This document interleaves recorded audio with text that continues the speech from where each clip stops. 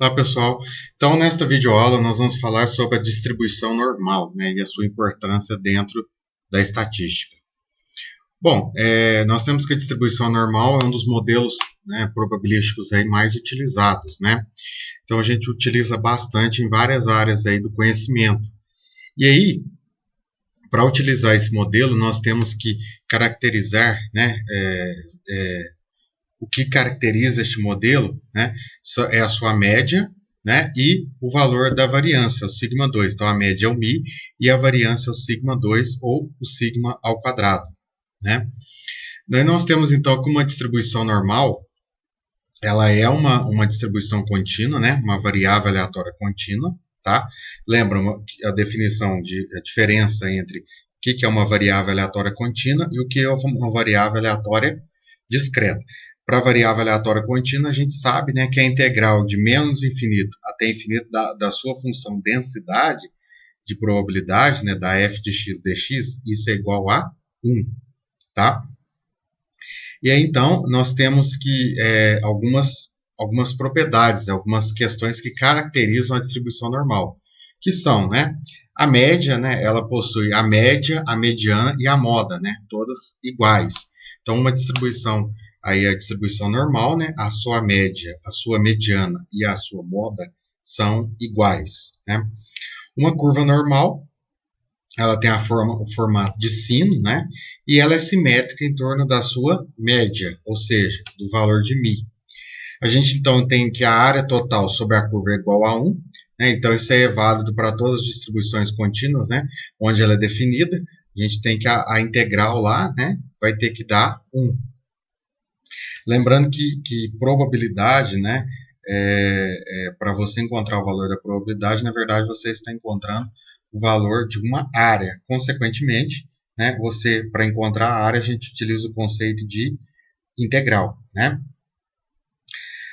À medida que a curva normal se distancia da sua média, né, a gente tem que ela se aproxima lá do eixo x, porém sem nunca tocá-lo.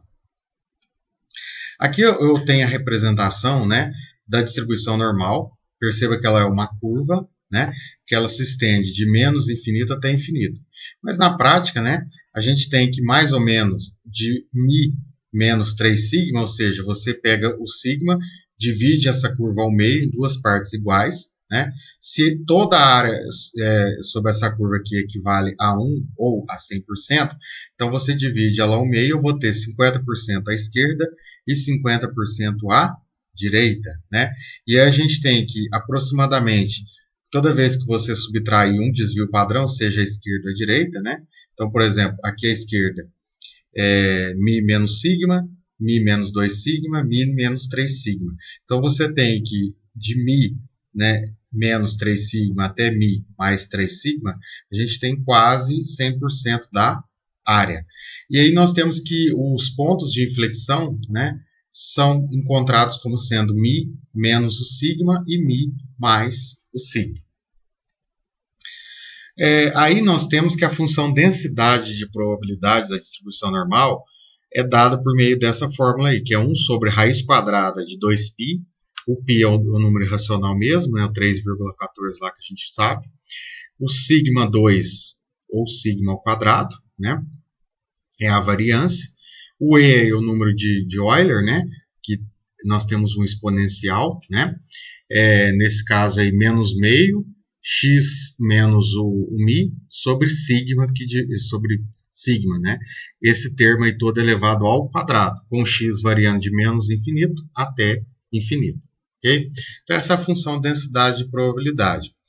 E aí a gente sabe, né, que nesse caso, para ser uma função densidade de probabilidade, a integral de menos infinito até infinito, da f de x dx, isso tem que ser igual a 1. Agora perceba que se eu for fazer o cálculo da integral aí, né, eu vou ter uma integral relativamente complicada, né? Então, qual que é a ideia aí? Né? A ideia é a gente tentar transformar isso aí de uma maneira que o cálculo da integral fique fácil de ser feito. Como é que a gente faz isso? É o processo de padronização ou normalização. Tá? Mas antes perceba que uma distribuição normal ela tem os dois parâmetros, né? Eles que vão definir o formato da curva da normal. Lembrando que o μ é a média da localização da linha de simetria e o desvio padrão descreve, né, ou mostra para nós o quanto os dados são variáveis, o quanto estão dispersos em torno da média. E aí a ideia, então, é o seguinte, a gente trabalhar com a famosa distribuição normal padrão, a Z. A distribuição normal padrão, ela tem média 0 e variância 1, né? E aí a gente obtém a distribuição normal padrão fazendo o quê? Pegando a nossa variável aleatória que tem distribuição normal, x, subtraindo da sua média e dividindo pelo seu respectivo desvio padrão. Então, Z tem distribuição normal com média 0 e variância 1.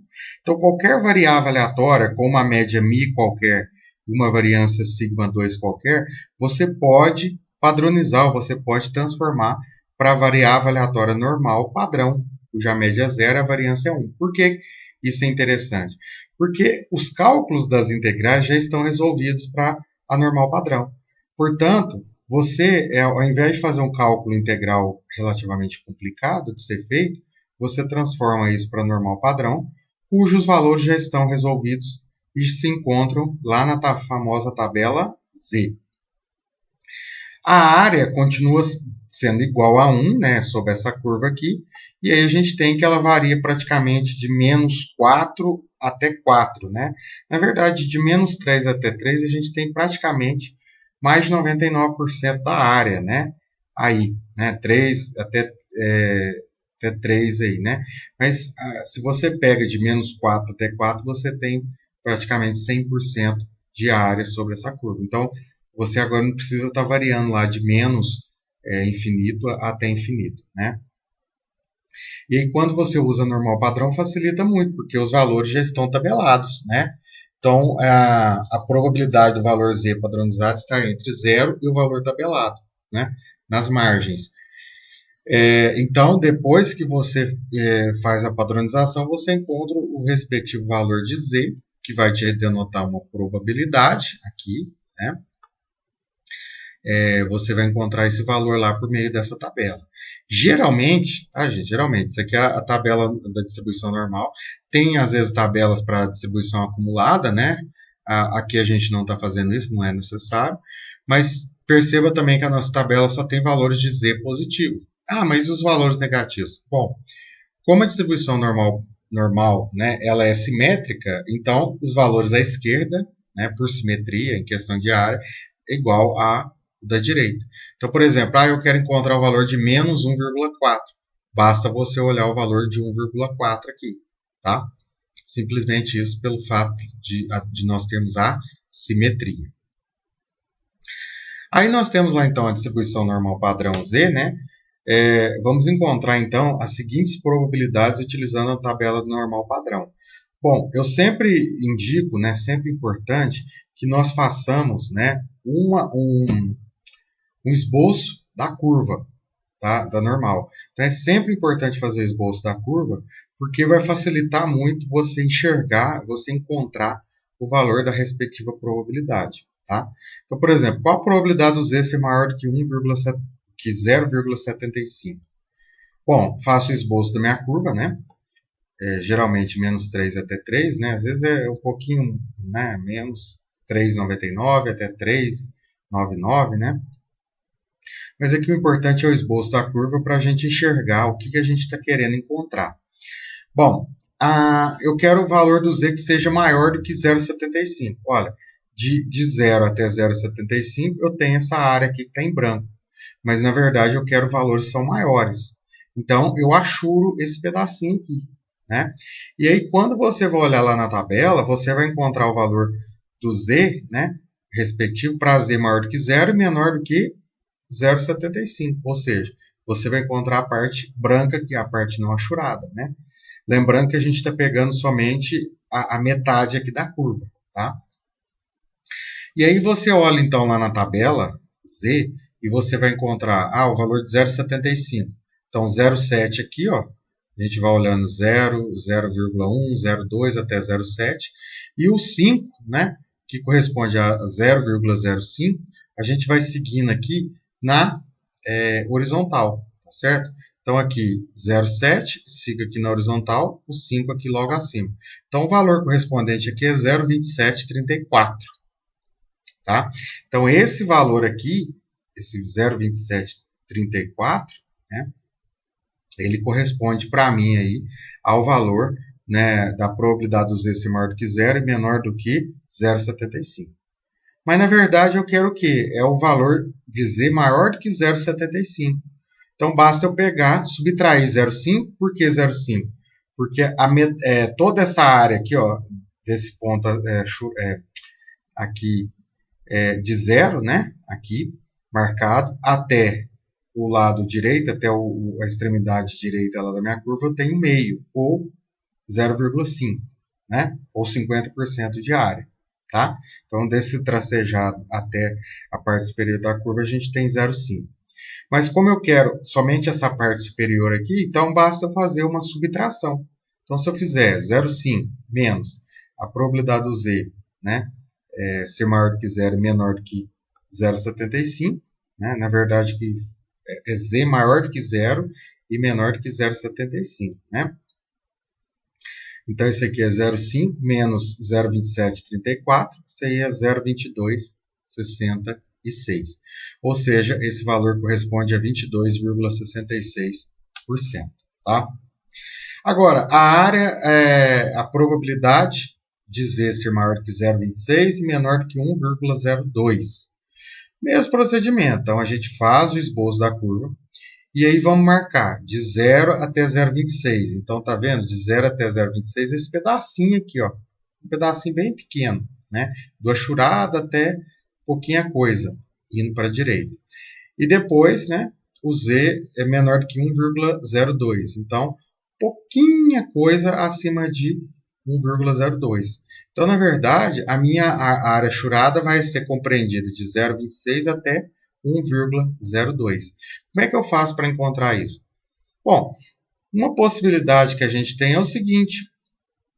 Basta eu pegar a área que vai de 0 até 1,04, né? Olhando na tabela da minha normal padrão, eu vou encontrar o valor de 0,3461, certo? E aí, desse valor, confira na tabela, eu venho e subtraio, né, o valor de 0,1026, que é o valor de Z correspondente a Z maior do que zero, menor do que 0,26. Faça essa diferença, encontre então o valor de 0,2435, ou 24,35%. Tá bom? Bom, eu quero agora a probabilidade do Z ser maior do que menos 1,23, né? Ser maior do que menos 1,23. Como é que eu faço isso? Bom, o menos 1,23 está à esquerda, né? O valor negativo, então está à esquerda. Então, eu marco desse valor, né? Até o achurado meu vai ser desse valor até o tracejado aqui, mais a parte superior. Por quê? Porque eu quero valores que são maiores, né? Então, eu vou pegar desse valor até a extremidade superior da minha curva. Eu já sei de antemão que essa parte superior aqui, né, do tracejado de zero, que está tracejado, até a parte superior da curva meio. Então, basta eu olhar lá na minha tabela, então, o valor de Z sendo maior do que zero e menor do que 1,23, né? Então, esse valor é 0,3907, olhando na curva na tabela da distribuição normal padrão, mais o 0,5. Portanto, isso dá 0,8907. E depois, esse caso aqui, né, Z maior do que menos 0,39 e menor do que 0,72, perceba que aqui eu vou ter que somar duas áreas, né? Vou olhar o valor de Z de 0, né, sendo maior do que 0 e menor do que 0,39. Olha esse valor, encontro na tabela 0,1517. E depois, de 0 até 0,72. Olha na tabela lá, vai encontrar o valor de 0,2642. Portanto, como eu tenho um pedacinho à esquerda e eu tenho um pedacinho à direita, nesse caso eu vou somar. Somo, então, essas duas áreas aqui. Por sua vez, vai me dar 0,4159. Ok? Bom, e por último, a gente tem um exemplo aqui do módulo de Z ser maior do que 0,59. Então, como é que eu faço isso? A gente precisa lembrar que um módulo, né, Nesse caso, eu vou querer valores de z que sejam maiores do que menos 0,58 e maiores, aliás, o z, na verdade, valores dele menores que 0,58, né? E valores maiores que 0,58. Então, tá aqui achurado, né? Essa minha área aqui, ó. Então, tem a área esquerda e a área direita. Então, eu tenho duas áreas que são iguais, então eu posso somá-las, né? Então, o módulo aqui é 2 vezes a probabilidade do z ser maior do que 0,58. Olho lá na tabela Z, né? Daí eu vou encontrar esse valor aí de 0 até 0,58 como sendo 0,2190. Só que eu quero a parte superior aqui. Então, por conta disso, eu pego o meio e subtraio desse valor, certo? E multiplico esse resultado por 2. Portanto, a minha área aí, né, vai ser 0,562 ou 56,2%. Bom, mas na verdade isso aí é mais para a gente aprender a olhar a tabela, ok? Agora, é importante, né, nós utilizarmos esse conhecimento aí para que a gente tenha faça aplicações, né, da distribuição normal. Então, por exemplo, encontre as seguintes probabilidades utilizando a tabela da normal padrão, né, usando a tabela da normal padrão. Então, o exemplo meu é o seguinte: a carga de ruptura de cabos de aço de 8 milímetros, né, usados em guinchos e produzidos por certa companhia, tem distribuição normal. Então, perceba que geralmente os exercícios eles vão falar que tem uma distribuição normal. E aí eles vão fornecer para você o valor da média e o valor do desvio padrão. Às vezes ele fornece a variância, mas lembrando, se ele fornecer a variância, tem que extrair a raiz quadrada da variância, porque a gente trabalha com desvio padrão, né? Então a média é 2.210 kg, né? E o desvio padrão 25 kg. Então a especificação mínima para a dita carga é de 2.180 kg. A especificação mínima, né, que ele forma. Só que ele diz o seguinte, que cabos com carga de ruptura entre 2.130 até 2.180 ainda podem ser comercializados, porém eles vão ser comercializados com preço menor, né? Mas se tiverem carga de ruptura inferior a 2.130, eles devem ser descartados, né? Então eles não podem ser comercializados. Então a primeira questão aí que ele pergunta é o seguinte: qual a porcentagem de cabos que satisfazem a especificação? Na verdade, essa porcentagem de cabos que satisfazem a especificação é o valor da probabilidade, tá? É o valor da probabilidade. Então, vamos lá. Eu quero, então, os cabos vão satisfazer, né, a especificação se o X for maior do que 2.180. Tá? Então, ali tem a notação X tem distribuição normal. Aquele tio lá denota que ele segue uma distribuição, ou ele tem uma distribuição normal, N de normal, cuja média é 2.210 kg e a variância é 625 kg ao quadrado. Perceba que aí coloca a variância, né? Porque você tem que saber a média e a variância. Então, como é que eu faço aqui? Basta eu calcular a probabilidade do X ser maior do que 2.180. Só que calcular a probabilidade do X ser maior do que 2.180, para X eu não sei fazer, porque eu preciso calcular uma integral complicada. E daí o que eu faço? Eu transformo isso para Z. Como que eu faço? Eu venho e subtraio o valor do X, né, nesse caso que eu quero um valor que seja maior do que 2.180.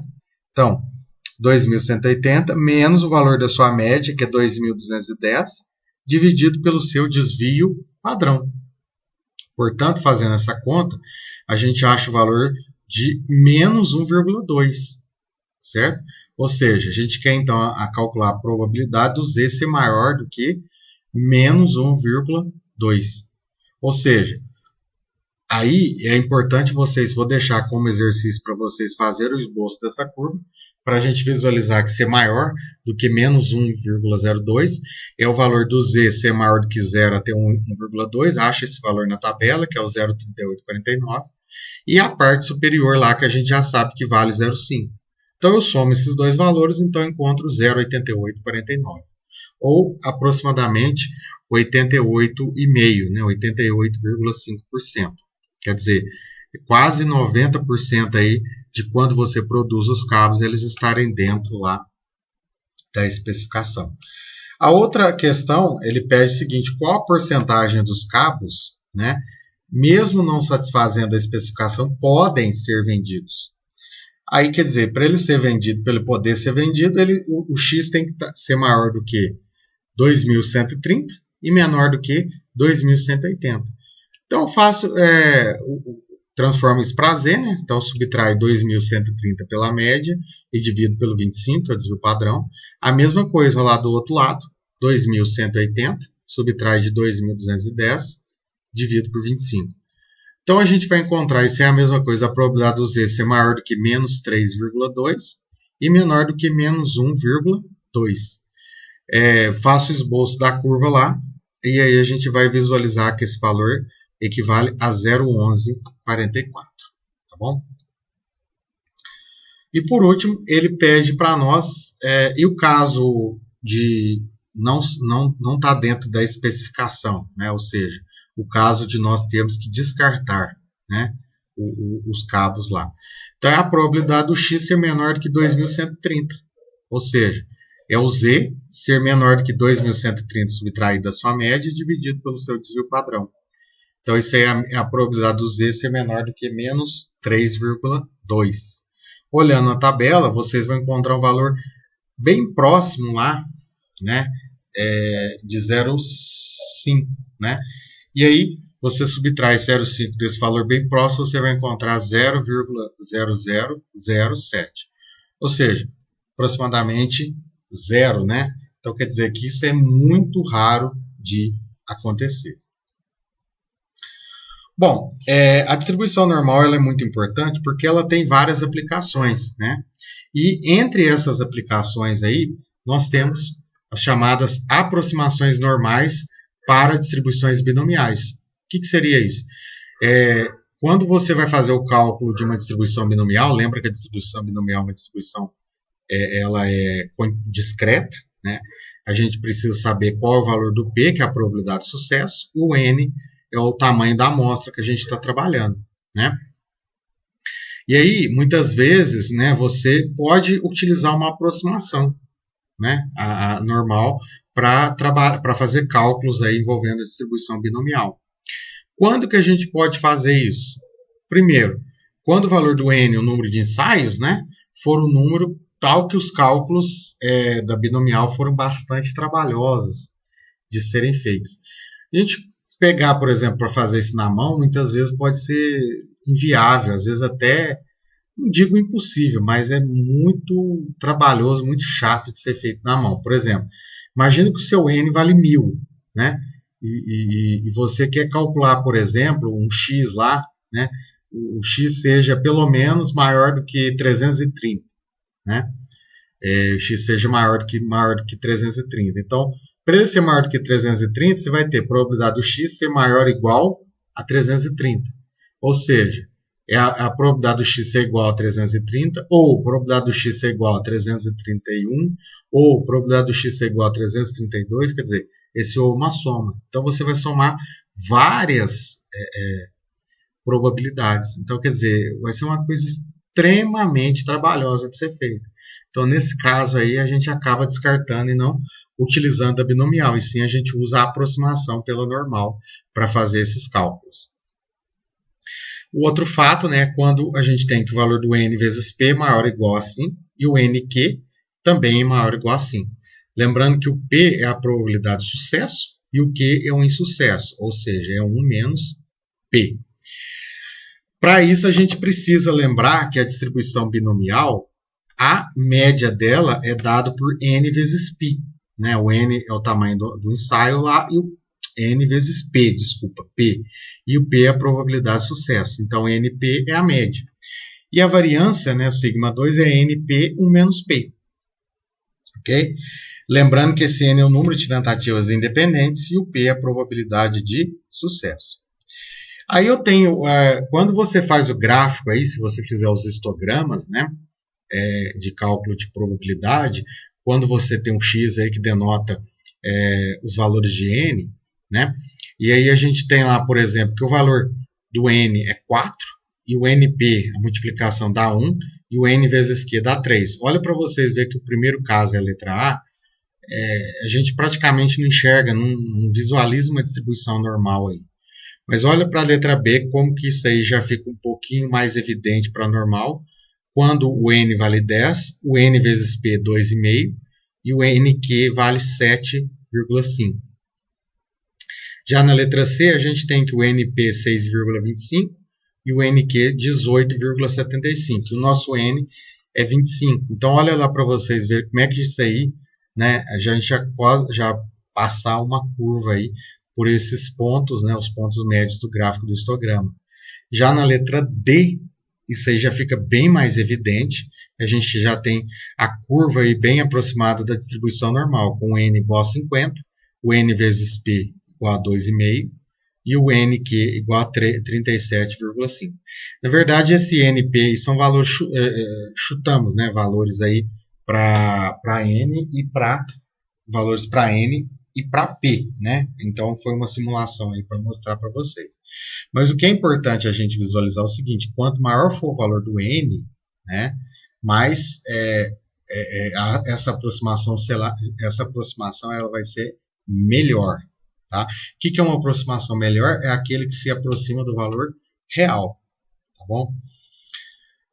E aí, dentro das aproximações, a gente costuma, como a distribuição normal ela é uma distribuição contínua e a distribuição binomial ela é uma distribuição discreta, a gente tem que utilizar uma coisa chamada de correção de continuidade.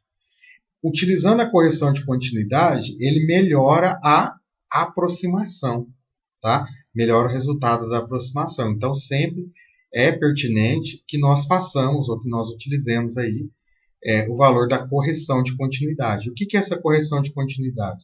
Vocês vão ver que basicamente é somar, subtrair meio, aí depende do exemplo que você está trabalhando. Por exemplo, quando você quer calcular a probabilidade do x ser exatamente igual a um valor c qualquer, aí o que você tem que fazer? Você tem que subtrair meio, né? E você tem que somar meio. Então, por exemplo, qual a probabilidade do x ser igual a 2? Né? Perceba que ser igual a 2, no caso contínuo, né? A gente não tem a integral lá para um único valor, é zero. Então, não faz sentido. Então, como é que a gente faz usando a correção de continuidade? Eu subtraio o meio, então fica 2 menos meio, 1,5, e somo o meio. 2 mais meio, 2,5. Então, isso aí, na verdade, a probabilidade do x ser igual a 2 é a mesma coisa de nós calcularmos para contínua, né, para normal, a probabilidade do x ser maior do que 1,5 e menor do que 2,5. Tá? Ser no máximo igual a C. Né? No caso, no máximo, ele vai incluir o último valor lá, o C. Então, nesse caso, para incluir esse valor do C, eu preciso somar meio. Certo? Ser menor do que C, nesse caso, eu preciso subtrair o meio, aí garante que eu estou pegando lá. Aliás, eu não estou incluindo o C. Né? Agora, pelo menos C. Então, quer dizer, ele vai incluir o C. Então, uma forma de eu pegar o C, né? Eu estar pegando o valor do C é subtrair aí de meio. E depois, por último, mais do que C, né? Então, não necessariamente vai incluir o C aí. Então, mais do que C, o x ser maior do que C mais meio, tá bom? Então, vamos lá, vamos ver um exemplo para a gente tentar entender melhor essa aproximação aí. Então, 58% dos adultos americanos disseram que nunca usam capacete quando andam de bicicleta. Olha para vocês verem, quando vocês já verem alguma proporção, né, alguma porcentagem ali, vocês já desconfiem que você está trabalhando com a distribuição binomial. Então, você seleciona aleatoriamente 200 adultos nos Estados Unidos e pergunta se eles usam capacete quando andam de bicicleta. Então, se você perguntar, né, desses 200 aí, para 120 deles, né, qual a probabilidade que pelo menos 120 adultos, né, digam que nunca usam capacete quando andam de bicicleta? Então, vejam bem, qual que é, no nosso caso aí, a probabilidade, qual é nesse caso, né, o sucesso. O sucesso aí nesse caso é não o indivíduo não está usando o capacete, né? Essa porcentagem aí, essa probabilidade, né, acontece com 58%, certo? Então, o nosso P aí vale 0,58, ok? E o nosso N equivale a 200. Então, eu selecionei uma amostra lá com 200 pessoas, tá? E daí, eu quero saber qual a probabilidade que pelo menos, né, ou ao menos 120 adultos digam que nunca usam capacete. Ou seja, eu quero saber qual a probabilidade do X ser maior ou igual a 120. Quer dizer, no mínimo, ser igual a 120. Então, a probabilidade do X ser maior ou igual a 120 é a mesma coisa da probabilidade do X ser igual a 120 ou a probabilidade do X ser igual a 121, né? Ou a probabilidade do X ser igual a 122 e assim por diante. Então, quer dizer, eu vou ter somando várias probabilidades aí. Então, uma coisa assim, extremamente chata de ser feita, né? Mesmo que a gente use a calculadora, né? Mas demanda um tempozinho aí razoável, então é interessante a gente utilizar a aproximação. E aí a gente usa a correção de continuidade para melhorar esse resultado. Então, a primeira coisa que a gente deve fazer é encontrarmos qual é o valor do μ para a distribuição normal. A gente sabe que o valor da média lá, né, no caso da binomial, é n vezes p. Então, meu μ vai ser n vezes p. Então, vai ser o n vale 200, né, e o p vale 0,58. Então, n vezes p, nesse caso aí, dá 116. E a variância, o sigma 2, né, o sigma quadrado, ela equivale a o valor 200, é n vezes p, que é 0,58, vezes 1 menos p, ou seja, 1 menos 0,58. Então, meu valor da variância dá 48,72, certo? Então, percebo que eu já encontrei a média e já encontrei a variância. Tem que tomar muito cuidado, porque no cálculo da padronização, eu preciso trabalhar com desvio padrão. Então, eu tenho que tirar a raiz quadrada aí dessa variância. E aí, então, na verdade, eu quero saber qual a probabilidade do x ser maior ou igual a 120. Mas aí, utilizando a correção de continuidade, porque o 120 ele inclui. Então, para ele ser incluso, eu preciso subtrair 0,5, certo? Então, 120 menos 0,5, né, dá 119,5. Então, aí você vai falar assim, é obrigado a utilizar a correção de continuidade? Olha, sempre é pertinente a gente utilizar a correção de continuidade, porque a correção de continuidade sempre vai dar um resultado melhor ou mais preciso do que se você não a utilizá-la. Se você não utilizar, não quer dizer que está errado, mas a sua aproximação vai ser um pouco inferior daqueles que utilizarem a correção de continuidade, tá? Então, assim, a probabilidade do x ser maior ou igual a 119,5, né, é a mesma coisa da probabilidade do z ser maior do que, eu pego então esse valor de 119, subtraio da sua média, que é 116, e divido pelo seu desvio padrão, que é a raiz quadrada de 48,72, né? Então, fazendo essa conta, esse valor dá aproximadamente, né, 0,5. Então, logo, a gente tem que a probabilidade aí é o z ser maior do que 0,5. Faço um esboço da curva, vou deixar para vocês fazerem esse esboço da curva. Então, a probabilidade do z ser maior do que meio, né, esse valor aí vai dar 0,3085. Lembrando que eu vou ter que fazer uma diferença, né, do 0,5 menos, né, o valor do z ser maior do que 0 e menor do que 0,5.